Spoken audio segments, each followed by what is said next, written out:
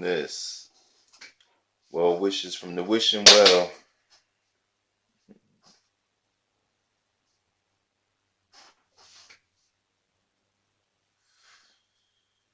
Wishing everyone greatness.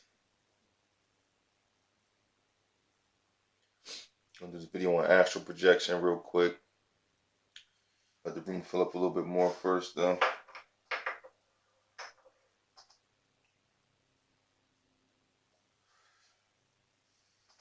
Burning my mugwort, I mean.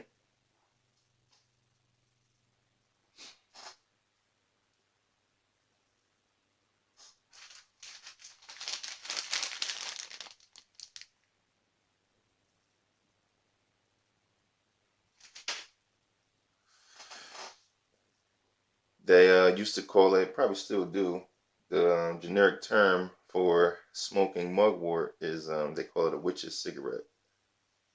So yeah, I smoke witch's cigarettes.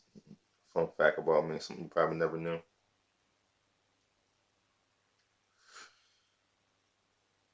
Yeah, mugwort, blue lotus, cannabis. That's the only thing I burn. It got to be all three together. Feel me? But yeah, I don't promote the use of any illegal substances. Gary says I drink mugworts. Yeah, I plan on making some tea. Definitely. So yeah, I'm glad you guys are all here to join me about this subject of astral projection. Astral projection. I'm doing this video because I did a video on 5 secrets for recalling your dreams, and someone brought up the idea of astral traveling and wanted more information on it, so I decided I'll do a live video.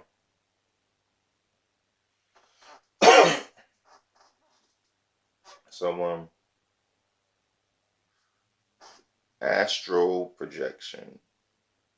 First of all, astral projection,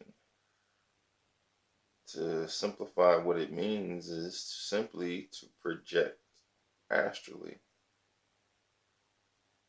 which we are already doing. We're all here remotely using a mind, a body, and a spirit. So we're not really here, but we're operating somewhere outside of here. So we're here, but not really here. So to a degree, you can say that we are astral projecting.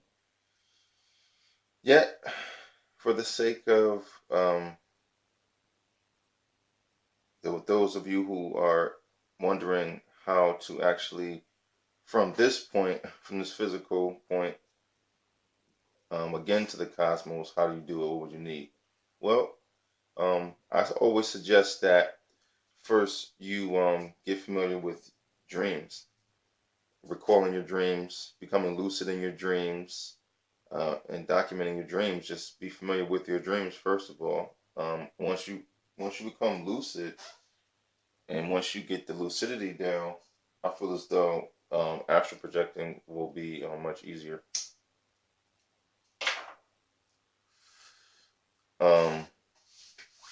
So, for those of you who would like to astral project, the things you will need clearly is a place to do it and a time to do it.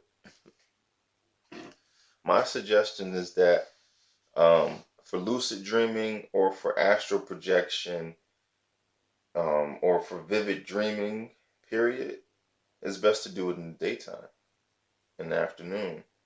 And I say this because our minds and bodies need stimulants, need to be stimulated, need to be activated in certain ways. And if you're,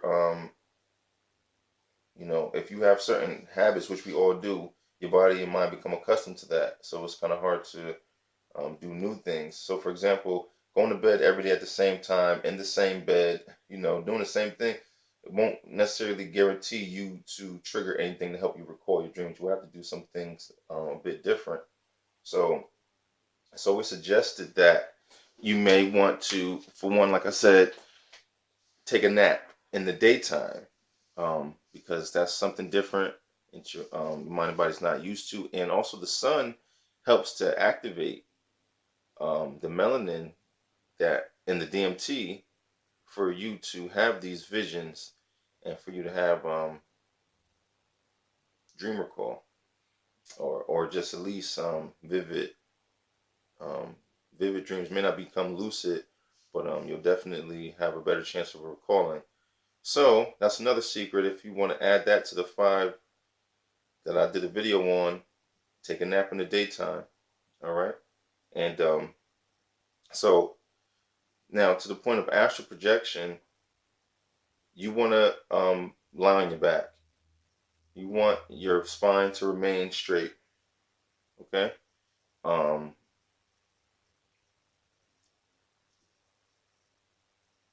I like to lie on my yoga mat. I used to do it on the sofa, and I used to do it on the futon, and that's how I practice over years. And I've come to find out that the best way to do it is to lie on your back in Sapasana, which is corpse pose. If you guys are familiar with yoga, just flat on your back, palms up, and don't move. Don't move. You may feel like you want to. You may get itches or just urges to move. You will. You must refrain from moving though. You have to. If you want this to work, you have to refrain from moving. And some will be able to do this a lot easier than others, and some it will take a long time. Okay, just know that everything takes practice, and don't give up on yourself right away. Some people are going to see results before others. My cat throwing my citrine on the floor. Look, here we go.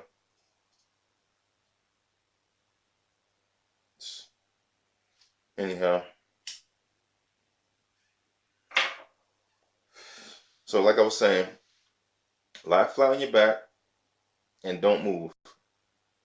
It's going to take about, usually on average for me anyhow, 20 to 30 minutes before sleep paralysis kicks in. I know a lot of you hate. I did too. It's dreadful. Sleep paralysis is it's a scary thing when you're not expecting it and when you don't know what's going on. But the more you study anything, and more familiar you are with something, the less you have to be afraid of, and attack your fears. I learned to chew my fear like sugar cane. But so yeah, lie flat on your back.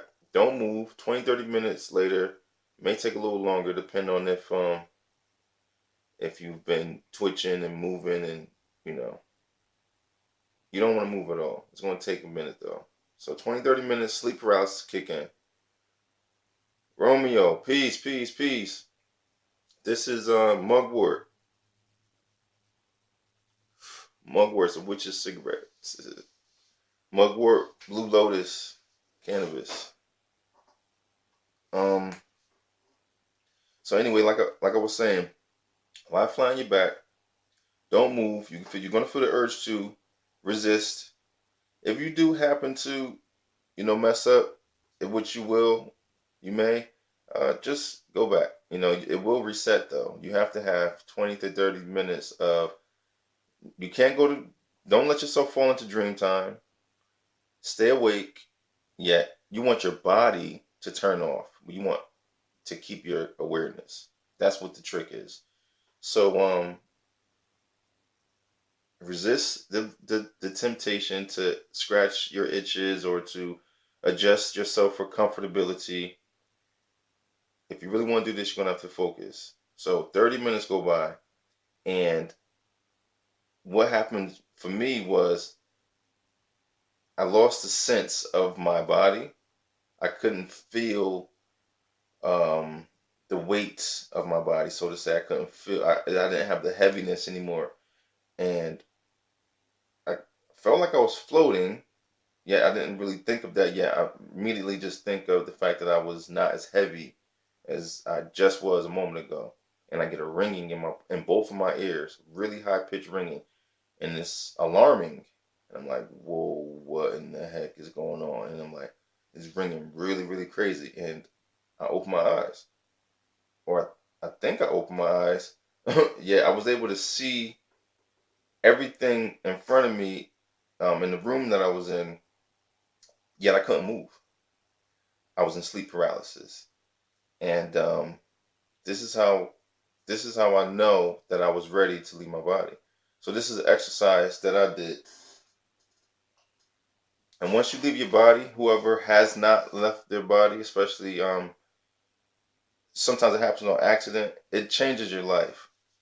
So if you're ready for your life to be changed, what the exercise is, once you're in sleep paralysis, you can just it's like you don't have limbs or anything, obviously, just spirit. So you just want to like feel as though or imagine that you're pulling on a rope to like lift yourself up, but your invisible self, your actual self, your spirit self. You want to make believe there's a rope, and you want to grip onto that rope and pull yourself up and pull yourself up, and you'll actually be able to get yourself above the physical body. That's what helped me. It took me a long time though, guys. It's not that easy. I tried several techniques with one time, I mean a couple times I did it on accident, and a long time ago I did it intentionally, yet I wasn't able to get there before because I used a totally different technique. Yet another technique I was trying to like leave through my feet. I don't know. Some things work better for others. What worked for me was the pulling of an invisible rope and using that to uh, lift myself up out. And then once I was out, I was like sort of like floating, like ooh, and I can like I turn over and I can see myself lying down. I can see the drool and everything come out the side of my mouth. it's it's breathtaking. It really does change your life. And what I did was I just started floating through my apartment and through just I just started floating around and just looking at things and just like trying not to be startled because I've learned through lucid dreaming you don't want to startle yourself because you'll wake up, you'll get too excited, you'll snap back into this physical realm. So I thought the same thing would happen. So I'm just being real mindful of my excitement level, and I'm just reading like labels and like looking at the details of things and just seeing like, am I imagining this or am I really like legit looking at this without my physical body? You know? So so what I did was there was something I think it was like a salt. I think it was like a salt shaker. It was a couple years ago, so please pardon my lack of memory of this detail. It was something in the cabinet. Yeah, it was Mrs. Dash's salt. It was a Mrs. Dash's salt, and there was four of them, and they were all different colors. And I said, if this is legit, what's in this? Because I didn't know. I was living with my mom at the time, and it was her seasoning, and I was like, now if this is legit, I should be able to read this, and when I get back to my body, whatever I see should be in this cabinet. That was um that was my thing. So so I look at the labels, I read them, and I remember the colors, and I remember the I can't remember now, but I told myself to remember the name on each one, at least the colors as like title and colors. There's four, and I'm gonna remember this. So that was my mission. I didn't leave to go far or anything. I just like, well, you know what? Let me test this. So and then I went back to my body, and I just like and back into my body like that, and I was in sleep paralysis again. My body was stuck, but I can see. I can still see. I'm like, what the heck? So I start wiggling my or trying or attempting to wiggle my fingers, my physical fingers, and slowly but surely I start to feel the nerve endings connect to the physical body again. And and I get up and it's mad drool. For some reason, every time I go in this astral project, I start drooling. Like my mouth fills up with drool, so I have to keep my neck propped up, so I don't have to keep, so I don't have the urge to keep swallowing. So I just have a little pillow underneath my neck, so I can have my neck like a little leaning. They they recommend, most people recommend to have your neck at or in your body at like a 45-degree angle. So if you've got an adjustable bed where you can put yourself at that particular angle, they say that's best. Yet for me, as long as you flat on your back, and if you got the issue with swallowing, you want a small pillow underneath the back of your neck so that you can just prop your neck up a little bit, so that it's, you know what I'm saying, the drool will come out and not have to go down your throat for you to swallow. So yeah, I get back to the body and it's mad drool coming down out of my mouth. And I'm just like, yo, what the heck was that? And it's like no type of virtual reality video game, drug, hallucinogen, nothing can compare to that. And it's like, what the heck is that? So I get up and you know where I'm going, straight to the cabinet. And everything that I seen and that I was looking at was exactly what was there. And I was like, yo, is this because my memory? Because I seen this before, but now my memory is just that much more enhanced. Like, you know what I'm saying? I'm like, what is it? So I'm like, no, I had this. I was out of body. I was able to see without my physical eyes. That's the only thing I can chalk it up to.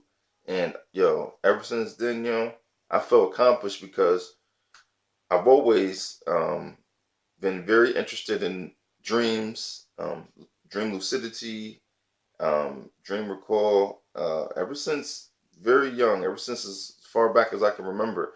So I always did different exercises and things like that in the dream world. And for to have this accomplishment, it was like, yo, this is crazy. uh, and then, you know, it becomes a lot easier after you get a lot of things. So, yeah, that's my experience. I just want to let you know that it's possible. And yeah, if you're interested in doing it, give it a shot. All right. Yeah, use the techniques of dream recall that I mentioned in my other video, the 5 secrets to recalling your dreams. And yeah, the mugwort helps. Um, yeah. There's a lot of other things that can incorporate to successful dream recall and lucidity. And if you got any ideas, send them my way. Yet, the more experience and the more information I come across, the more I'll be able to share with you. And I would love to hear your experiences as well. That's what it's all about: transmitting and receiving of information. We're all just cells communicating. So, yeah. Um, Mike, I got another herb at home for you. Peace, peace, Mike. Yeah, inbox me. Let me know what herb that is. Let me see what's going on. Know what I mean? So, yeah, we get that popping. So, hope everyone's having a great night. Hope your day was just as pleasant. Um, yeah, the rabbit hole goes deep, guys. Yet we are awakening. We are in the information age. There's a lot more people awakened than when I first awakened. And I've been doing this before there was a YouTube. And I've been doing this before the internet. I've been in the library since young. Anyone who knows me personally knows that, yeah, I've always been a research junkie. I've always been into otherworldly things. I've always just had a knack for certain things, and yeah. So live your legacy, guys. Be great. I love you. Well wishes from the wishing well. Till next time.